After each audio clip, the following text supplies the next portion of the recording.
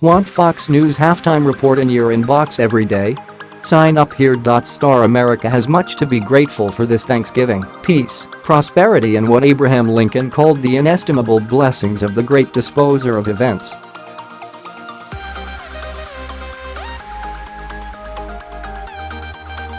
But if you really want to talk about inestimable blessings this year, just ask a political journalist.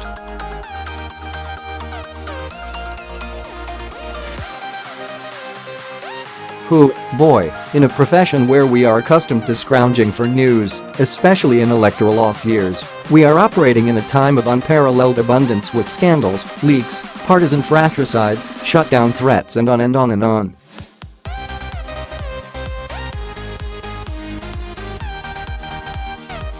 The Time of Cofeve may not be very good for the Republic, but it is most certainly fascinating to cover.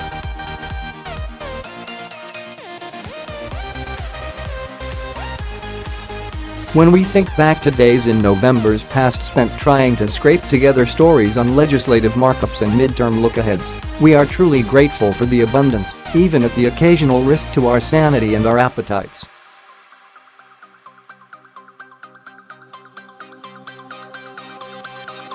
It is in the spirit of this horn of plenty of astonishing stories that we offer this year's edition of the Halftime Report Turkey Bowl, recognizing the individuals and organizations that have found ways, even in these imbecilic times, to stand out for their lapses.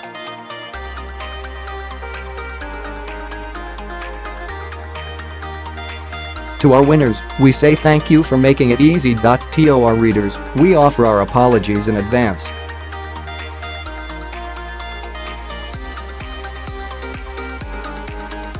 The 2016 Democratic nominee has had a rough decade, professionally speaking.And. One would have thought that losing a second presidential campaign to a candidate even more unlikely than the first one might have been enough to cure Hillary Clinton of politics for good.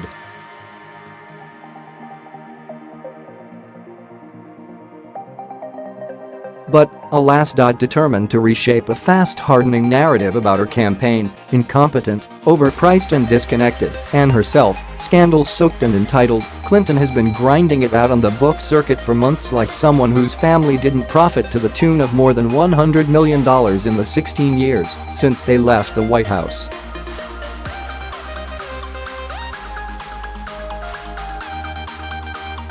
But a defeated presidential candidate looking to rewrite history isn't a brand new idea.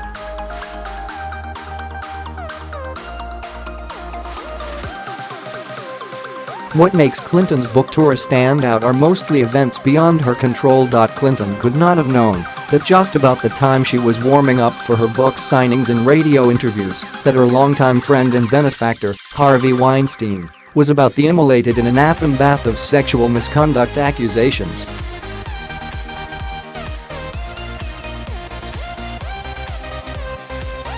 That could have been icky, but what made it a debacle was the fact that the Weinstein allegations kicked off a whole new round of accusations and, ultimately, a reconsideration of her husband's own misconduct.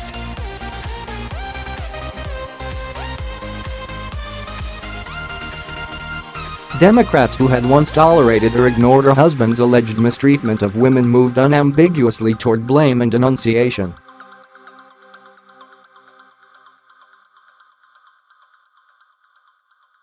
And all the while, Clinton was on camera.She hit the road hoping to cover her offenses as a candidate.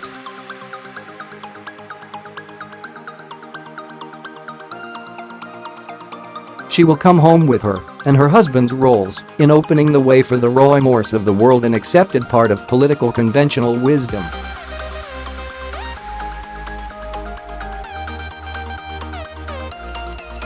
Back in September, a late-night like from Sen.Ted Cruz's account appeared for a tweet containing fetish porn.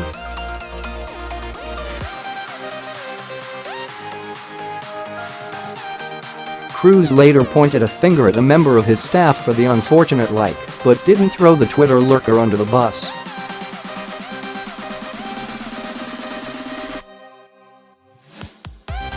Cruz also tried to be a good sport, saying that they should have done something like this during the Indiana primary.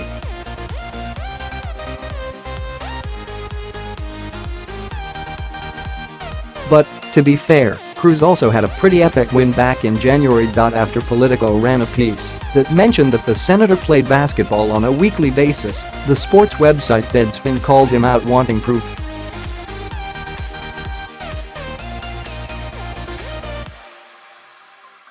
In turn, Cruz tweeted a photo of his younger doppelgangers, Duke guard Grayson Allen writing with it, "What do I win?" The Twitterverse erupted in praise for Cruz, claiming him the winner of this small, yet mighty Twitter war.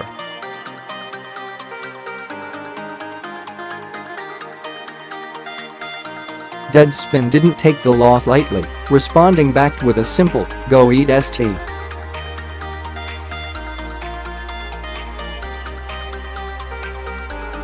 Fashion forward or a fashion faux pas?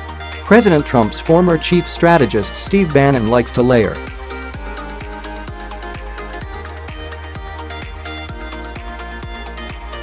Why does a man leading a populist revolt want to dress like a villain from a John Hughes movie? There's no clear answer.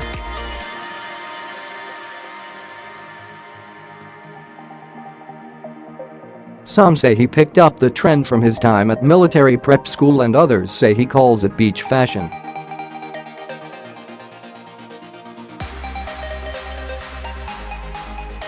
His spokesperson made it very clear, however, that's it, never just one, and rarely just two shirts.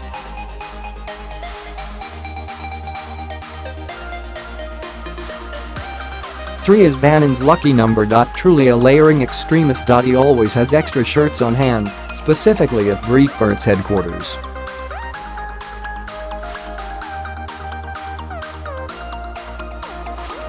The 43rd President of the United States stole the show of the inauguration within his costume, his rain poncho.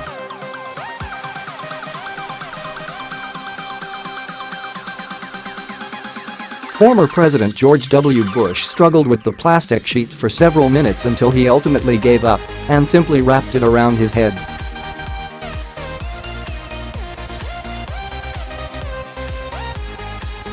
But he wasn't the only one to struggle with his rain poncho. Looking closer at photos from the event, one will notice that his mother, former First Lady Barbara Bush, also seemed confused by the rain protector.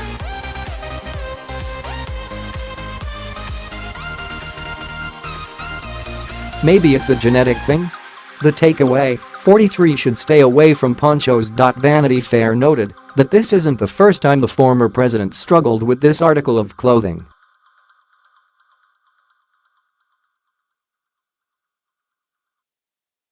In 2009, while in Lima, he was caught on camera having similar struggles while sporting a traditional Peruvian poncho.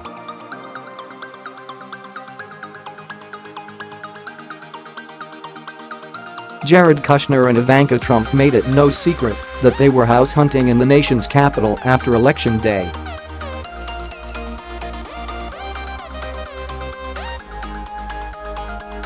They were poised to become a power couple par excellence and take Washington by storm.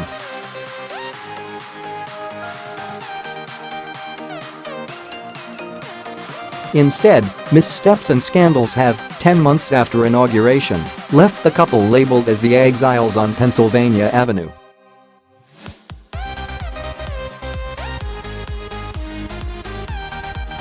Kushner has reportedly told friends that he and his wife debate going back to New York every few months.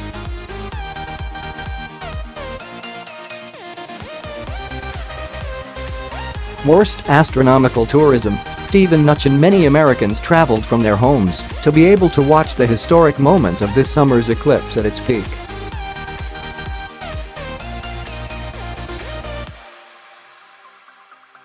But how about Secretary of the Treasury Stephen Mnuchin and his wife, Louise Linton? Reports show the couple flew to Kentucky on a government plane that day, ostensibly to visit Senate Majority Leader Mitch McConnell, who just happens to live right along the path of the totality of the eclipse.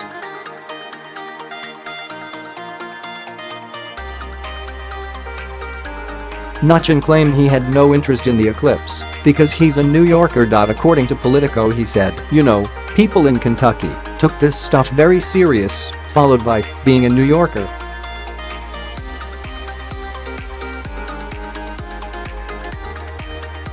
I was like, the eclipse? Really? I don't have any interest in watching the eclipse.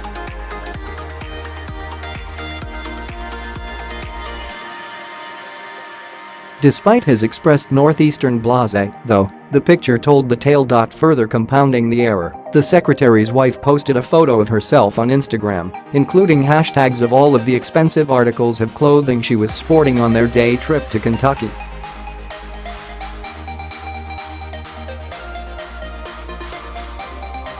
Unable to take the heat from an Instagram user's comment, Ms.Clinton lost her cool and replied with a condescending remark, belittling the user.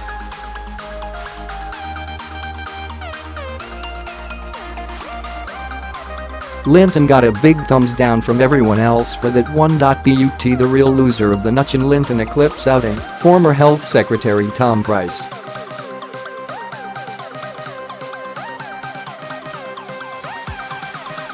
The hubbub over the Treasury trip got reporters checking on cabinet members' private jet usage, and Price turned out to be a serial offender.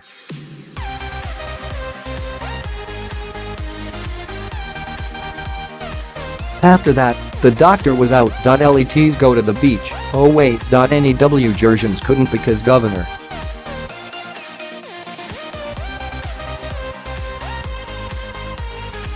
Chris Christie shut it down. Amid the state government shutdown, Christie was able to catch some rays at the Island Beach State Park over the 4th of July holiday weekend.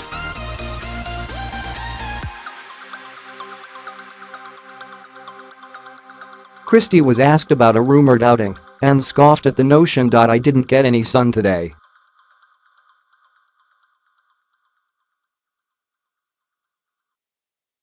He got busted in the act when aerial photos revealed Christie, his wife and other family members lounging on the beach.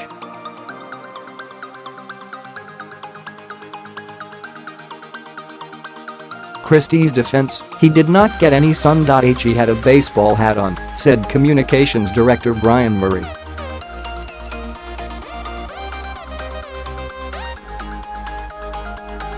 Let's go back to May, to the beginning of the end of Obamacare, as Vice President Mike Pence called it.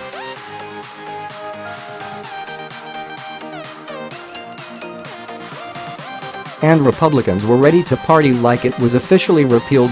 Cases of beer were rolled through the halls of the Capitol building heading toward a GOP conference meeting.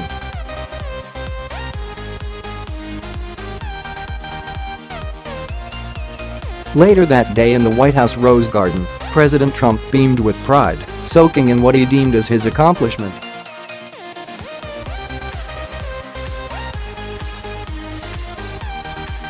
Yet here we are 6 months later. It's funny how much of a difference the three simple words off the record make.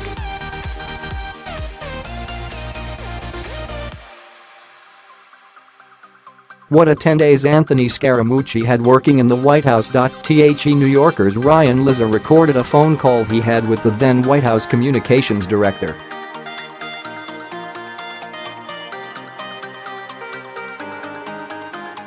Initiating the call, Mooch went on to dish to Lizza about White House leakers, telling him he wasn't afraid to eliminate everyone in the comms team, and we'll start over.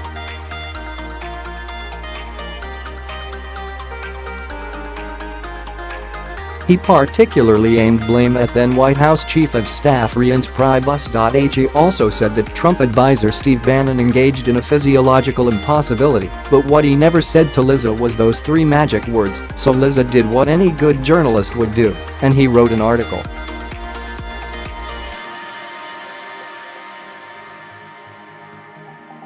What has the Mooch been up to since his White House 10-day tenure? He's keeping busy showing off his vocal cords.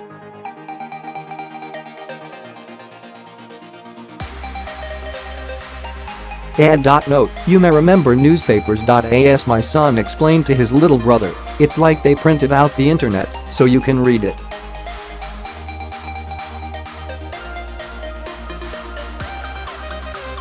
I got my start writing nighttime sports for my hometown paper when I was 17. I was a goner from the first.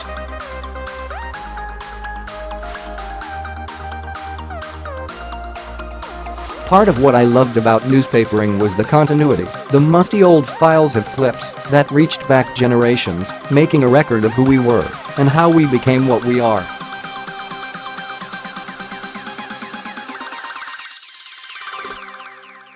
Older than the state itself, read the banner at the top of page 1.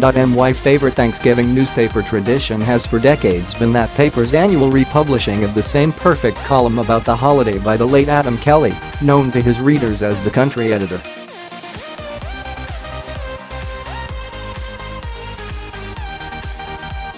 I was privileged to have his son, Bob, a great newsman himself, as my mentor when I later learned my way around politics in Charleston, W.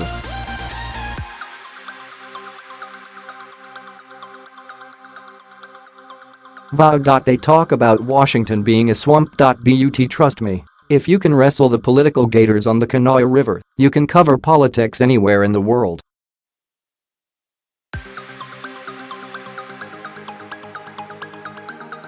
Bob, who was taken from us far too young, taught a generation of newspapermen and newspaperwomen how to take our jobs seriously without taking ourselves seriously, to be skeptics without becoming cynics.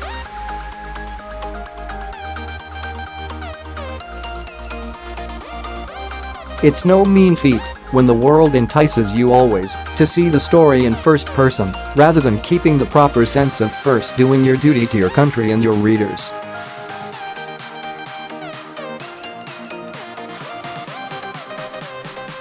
The key to that, I've learned through hard-bought wisdom, is to begin with gratitude.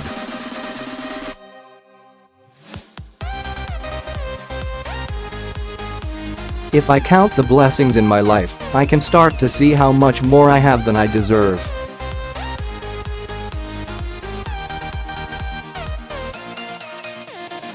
Understanding that makes us kinder, more gracious, and, most importantly, less selfish.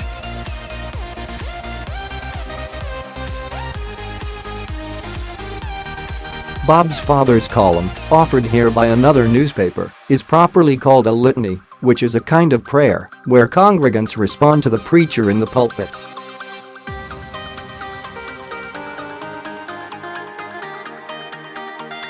The word litany descends from Greek, where its root litania means entreaty. My entreaty to you is that you read Adam Kelly's good, old words and meditate on your blessings.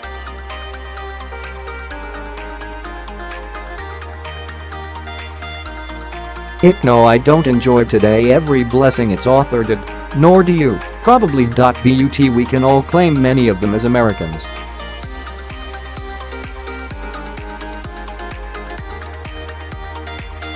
And if we could really all count our blessings, one suspects that we would be a people more inclined to mercy, more given to self-sacrifice and more committed to building up than tearing down.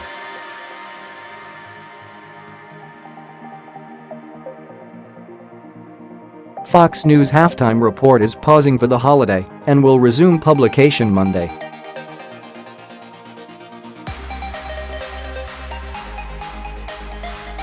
In the meantime, I wish you and your families bounty and blessings, but most of all, the gift of gratitude, especially in the face of adversity.